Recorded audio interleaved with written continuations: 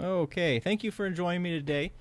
I do appreciate the time that you're spending to watch this lecture and encourage you to get in contact with me if you have suggestions or concerns. So, the topic today is the myth of work-life balance and what you really should be focusing on instead of this myth of work-life balance. But we're going to start off as what is work-life balance? And this is really somewhat difficult to define. It's a newer terminology. It's only been around for about the last 30, 40 years. There's lots of arguments over this terminology, so you always can tell that there's a lot of dissatisfaction with it. People saying, well, don't use work-life balance, use work-life effectiveness versus work-life fit versus work-life choice.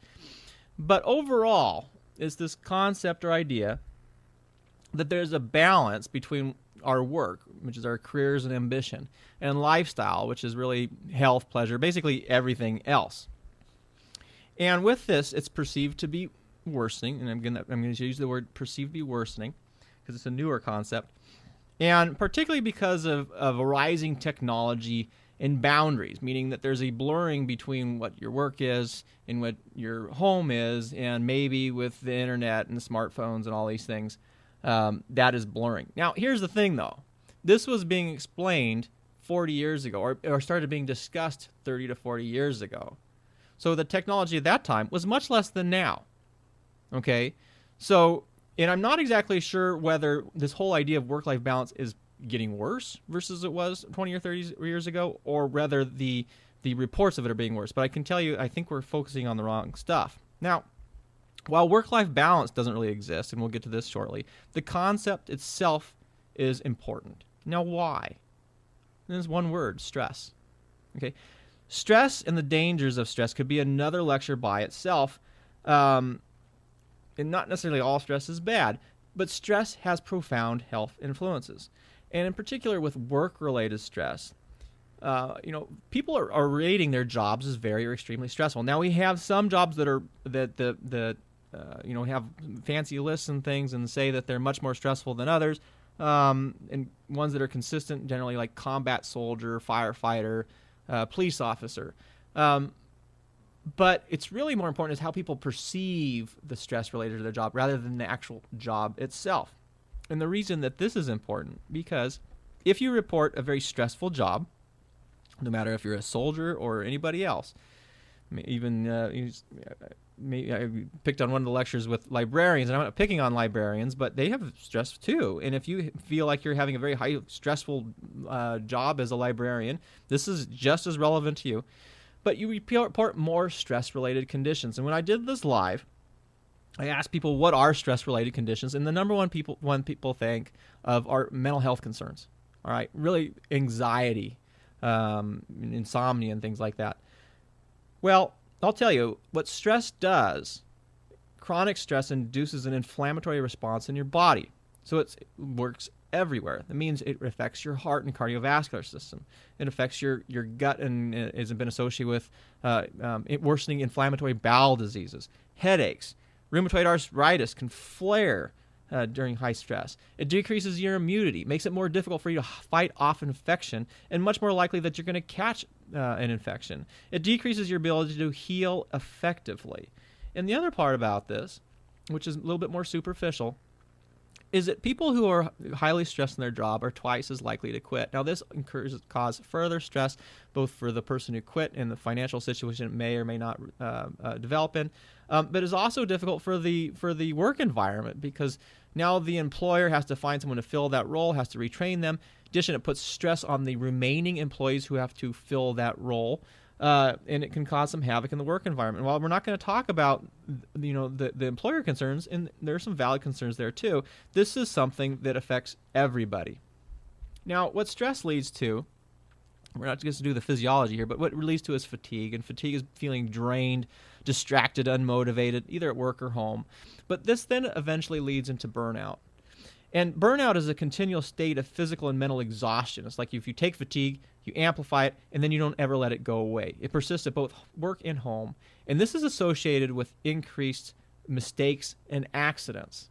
Okay, so burnout is, people say, oh, I'm just burned out and tired. No, if you are burned out, you're at risk of having something harmful occur, whether to you or others, because you start losing that distinctness that allows us to perceive what's going on. You can, fill the wrong pill, write the wrong word down, not do what the report that's needed to be, or hit the wrong switch. This is serious. This in turn leads to more stress, just for self-induced stress, as well as environment stress, because your family members begin noticing, and maybe they're asking, why aren't you engaged in active in our home life? Your employer may say, why is your job performance going down? And your coworkers may be upset because maybe they feel like they're carrying you or having to do your job on addition to theirs. That intent increases more stress, which increases more fatigue and burnout. And then there's worse things associated with chronic stress. Again, that's more of the physiology. We won't get into it in this lecture. So this work-life balance or imbalance here leads to stress, fatigue, and burnout. And this is very important, as we briefly discussed. But why is this a myth? Why is this idea of this whole work-life balance thing a myth? That there's work and there's life, and there's some kind of magic mixture that you have to have that allows them to sit at equal ends on this fancy teeter-totter, and that so nobody's feet are on the ground. Well, how do we separate work from life? Okay, because that's really the question that we should be asking too. Because if we're saying it's work-life balance, we might be asking the wrong question. And if you are asking the wrong question, you are likely to come up with the wrong answer as a solution. So first, how do we separate work from life? Well, you don't.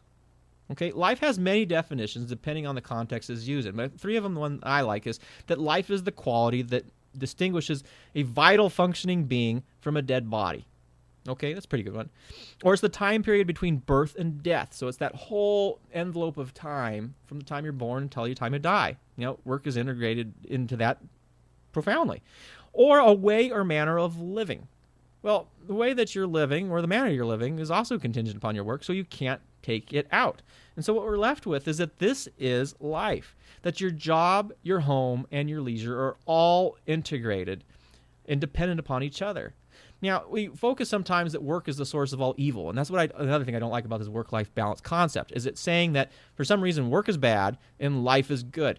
Well, there are aspects of your job, generally, that are positive. You should have friends on your job. You may have positive interaction. You may have a sense of fulfillment with a job well done. Okay? There are aspects of home which are not positive. Homes can be very stressful. Raising children is stressful. I love my kids more than life itself, but there are some days it can be extremely draining to do. There's the constant wear and tear at home, cooking, cleaning, making sure that things are up to date. So home by itself has its source of own stress, and then there's leisure itself. So we put this pinnacle of leisure time being the most important time overall, but then we go out on these vacations and we stress our bodies and our brains. And how many times do people come back and they say, man, I need a vacation from my vacation? Well, they need a vacation. That's the stress that they induced during that period of time. So this is life, and your work is as much a part of life as anything else. And so these life domains, whether it's your job, your home, or your leisure, they overlap. They're constantly changing. I wish I could figure out a way to make this animated so that that job circle will shrink down, and maybe the leisure one will be bigger, and then the leisure will go down, and then the home environment will be bigger, because they're constantly changing. They are never in balance, but they're always in flux. So this whole idea is flawed from the beginning when we're saying work-life balance. So what we find is that balance is not what your work is, nor what your home is, or what your leisure is. Really what we're lacking balance in is our priorities. Okay? Meaning, are the results you are getting from the actions and efforts the results you want? Or what results are you getting from your actions and efforts? It's the same thing. Because are you going to where you want to go? And what we find then is that work-life balance is really life management, and life management really comes down to priority management. Now, priority management recognizes a couple things. It finds out what's important to you, and then what that allows you to do is aligns what your priorities are with what you want. And then once you can do that, what's important, align your priorities with what's important, what you want, then life begins to fall into place. Okay, rather than churning aimlessly, attempting to juggle all these individual aspects of your life, you can now focus your efforts on what's important. Now, I'm a simple guy. I like to really get things down to the most simple explanation, because once you get to the root cause, it becomes much better that you can build a foundation from that and proceed. I'm not saying this is easy in any way. Life is not easy. And anybody who tells you that life is easy is either selling you something or delusional, to be frankly honest. All right. But we do complicate these things when we don't know what our priorities are. Now, how do you prioritize? Well, there's two steps to this. One, know who you are, know what you want. Okay? And once you know these two things, you know where you want to go. Again, this is difficult. It takes time. Now, how do you do this? Well, you have to recognize it's a process. We're always growing. We're always evolving. We're always learning. And as we do that, our who we are changes fundamentally. I'm not the same person that I was a year ago, 2 years ago, even 5 years ago, and certainly not 10 years ago. And what you really want out of your life can change as well. You got to recognize that and believe that this is a process. You still have to follow this process, and the way that you continue to update this process is through self-reflection. So you need to take the time periodically to review who you are and what you want. Now, desires, likes, wants, and needs become critically important for you to understand. Okay, what you desire, what you like, influences what you want. And then you have to be able to distinguish what you want from what you need. Okay, that's a whole nother lecture right there. Wants and needs. Okay, needs are basic things. You need shelter. You need food. You need clothes. Okay? We can also put in there's a need for social engagement. You need to have a fulfilling life, and that's usually through friends and family and accomplishment. Okay? And I believe that's a need. Everything else is a want. Okay? The new iPhone is a want. The big new house is a want. The fancy vacation to whatever is a want. And where we get into difficulty is when we start confusing our wants with needs. Because once we perceive them as a need, we think that they are something that we absolutely have to gain. And if we are in a state where these are things that are completely draining your finances and you're not able to fund the things that are really are important for you, that causes stress by itself. Okay? And once you have this, you need to write them down as your goals so that you can remember them, and then you can review and revise them. Now, this is also important with this whole process theory, because as you proceed, you may recognize that some of the goals you have may change or be altered somewhat. But that doesn't mean you throw them all away. It means that you still have this sort of lighthouse that you're looking for, and your flight plan to get there changes a little bit, just like when an airline goes between two cities. It gets buffeted by the winds, it changes altitude, temperature, pressure systems, and all those things I don't understand. The airplane flying there is off course most of the time. It takes all these little small course corrections, and what having written goals provides you an endpoint, and reviewing and revising them allows you to make those little course corrections along the way. I did steal that metaphor from Tony Robbins because I really think it's a good one. And if you don't know Tony Robbins, he's a good person to look into regarding really personal development and some goal-setting strategies. Now, once you have this allows you to define what success means to you. Okay? And it gives you something to work towards every day. Now, success, when you define it this way, is individual. Okay, it is yours. It's not anyone else's. And this is important because now you can take steps to reach it. And you're not looking to somebody else's goal. If someone else told you that you need the whatever house with the white picket fence, but really that's not what you want, you'd hate to be working every day toward the big old white picket fence house and realize that it's not something you want, particularly if you get it. Right? And then you're like, well, what is this? I didn't want this. Someone else told me I want this. Now what am I supposed to do now? Okay?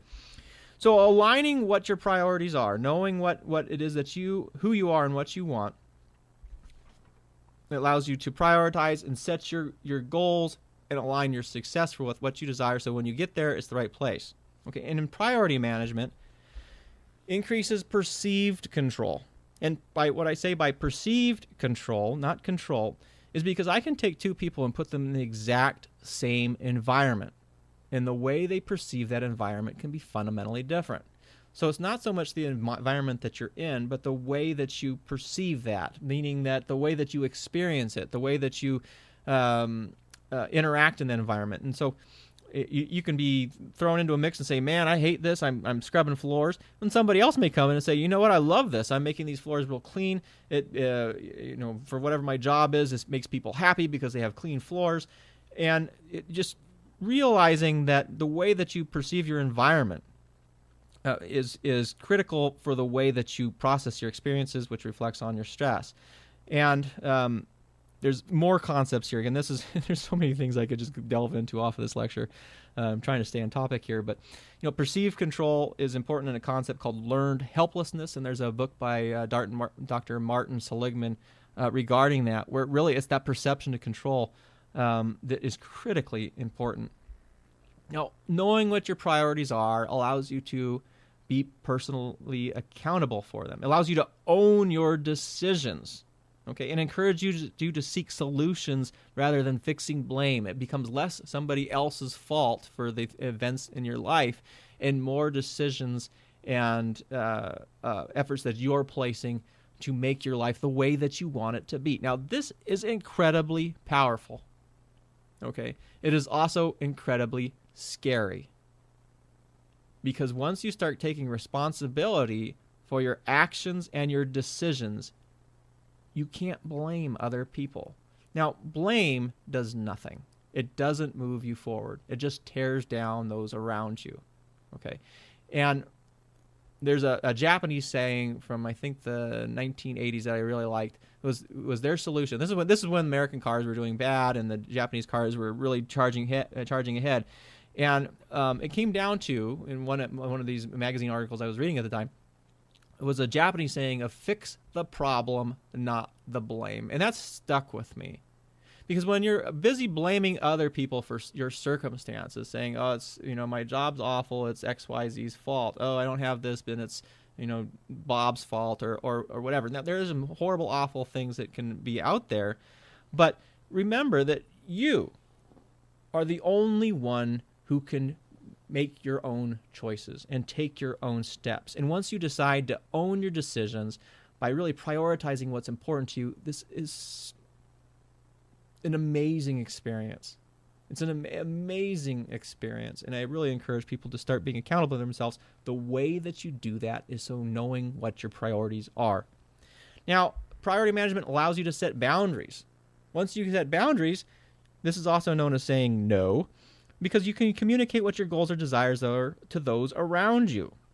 This is important because if they don't know what you want, then they will try to decide for you. So again, we use that white picket house. Your mom says, oh, it'll be great, you need a white picket house. Well, if you don't want a white picket house, but you never tell them that's a white picket house, and you take no steps to pursue something other than that white picket house, you're much more likely to get ramrodded into that white picket house. Okay? Because good or bad, if people don't know what it is that you'll want, they'll try to take you someplace where they think it is that you want, or someplace that they want you to go. All right? So boundaries are very important. This also allows you to focus your effort, and as you focus your effort, you gain experience. Okay? When you're taking small, consistent steps in one direction, you start learning what works and what doesn't, and knowing what doesn't work is as important as knowing what does work. And that improves your efficiency, and with all of those, it builds your momentum on your path. Okay? And taking those first couple steps can be very, very difficult. But once you start moving, it starts getting easier and easier. And once you start carving out that trail, once you have those first steps and you start really, cutting down those trees, because you can see the lighthouse in front of you, which are your goals, and you're prioritizing your path to reach that lighthouse, over time that road gets smoother and smoother. Now, I'm going to end with this quote, which is a pretty good one. Is when you don't know who you are and what you want, it is difficult to achieve balance, let alone happiness and inner peace. Okay? So recognizing that work-life balance is really a myth, that work is integral to this experience of life, allows you to stop fighting, stop juggling all these things.